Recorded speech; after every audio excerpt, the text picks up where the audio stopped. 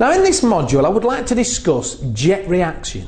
Jet reaction. Now Sir Isaac Newton identified that for every action there is an equal and opposite reaction. So the force of water being ejected from a nozzle will give an equal reaction backwards in the form of jet reaction. And this force can be very high and it can knock firemen off the feet, and it can obviously be potentially dangerous. That is why firemen have to put a downward force on the nozzles, because it's trying to lift up. They lift up by the reaction. They're trying to keep the nozzle down. Now the formula to determine jet reaction is this here. R equals 2PA divided by 10, where R is the jet reaction in newtons, P is the pressure in bar, and A is the area in millimetres squared. So it's millimetres squared. Let's do an example. Determine the jet reaction from a 20mm nozzle operating at 4 bar.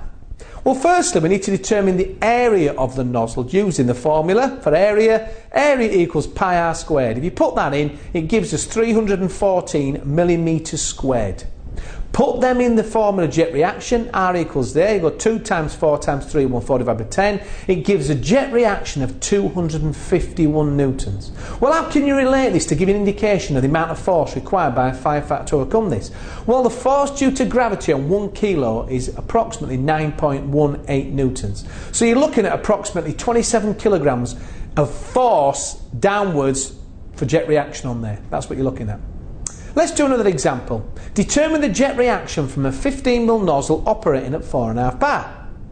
And second bit is, what would the jet reaction be if we used a 30mm nozzle instead of a 15mm nozzle at the same pressure? So if we double the size of the nozzle.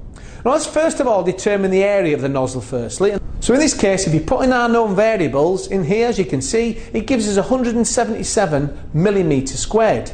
Now if we put this in the jet reaction formula, it gives a jet reaction of 159 newtons. So that's part A, 159 newtons.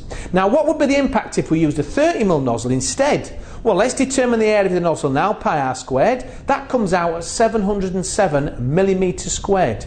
Put them in the jet reaction formula, it gives us a jet reaction now of 636 newtons.